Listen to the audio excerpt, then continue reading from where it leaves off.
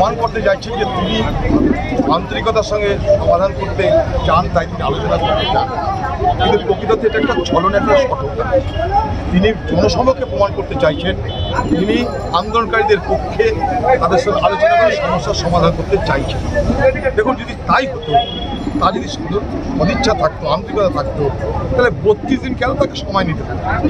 আজকে তো আন্দোলন হচ্ছে, কিন্তু স্বাস্থ্যমন্ত্রী একবার যদি সেই সমস্ত আন্দোলনকারী ডাক্তারদের সঙ্গে দেখা করতেন, তারা তো আমাদের ঘরে ভাই বোন সন্তান সন্ততির মতো, তার তো জাত যেত না, আকাশ ভেঙে প্রত্যন্ত করেন।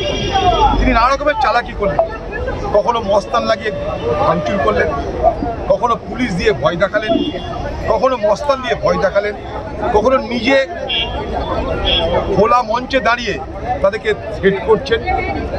সব কিছু যখন কাজে লাগলো না, এত কিছু চেষ্টা করলেন, তখন তিনি আবার আলোচনার টেবিলে তাদেরকে ডেকে আরেকটা নৌটঙ্কি করছেন, নাটক করছেন।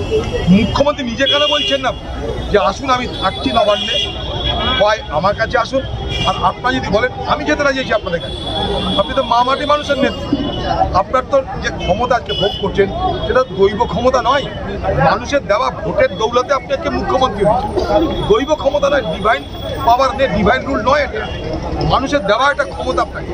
তো আপনি আসুন, কিংবা তাদেরকে ডাকুন। আপনি একবার স্বাস্থ্য সচিবকে দিয়ে, একবার মুখ্য সচিবকে দিয়ে এসব ঢং করছেন কেন, সব নাটক করছেন কেন?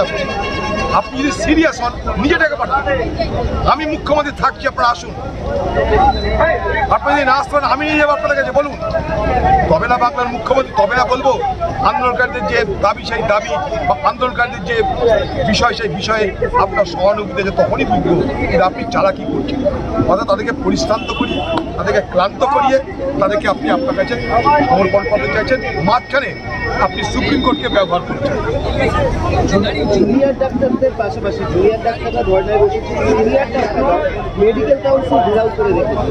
দেখার জিনিস ওই ইতিহাস, এটা একটা নতুন ইতিহাস হচ্ছে, শুধু বাংলায় নয়, সারা ভারতবর্ষের ভূগোল ছাড়িয়ে গিয়ে সারা পৃথিবীতে কলকাতা আজকে ইতিহাস করলে, এবং সেই ইতিহাসের নায়করা হলেও আমাদের এই জুনিয়র ডাক্তার সিনিয়র ডাক্তারদের আন্দোলন, পাশাপাশি বাংলার আপামর মানুষের স্বতঃস্ফূর্ত আন্দোলন, যাদের কোনো নেতা লাগে না, যাদের কোনো পার্টি লাগে না, যাদের কোনো ফান্ড লাগে না, যাদের কোনো কাটমানি লাগে না, যাদের কোনো গাড়ি ঘোড়া লাগে না, যাদের কোনো বিরিয়ানি প্যাকেট লাগে না, স্বতঃস্ফূর্ত আন্দোলন এই বাংলার মা বোনেরা, বাংলার সাধারণ মানুষ দেখিয়ে বিশ্বে একটা উদাহরণ তৈরি করবে বলে মনে করি।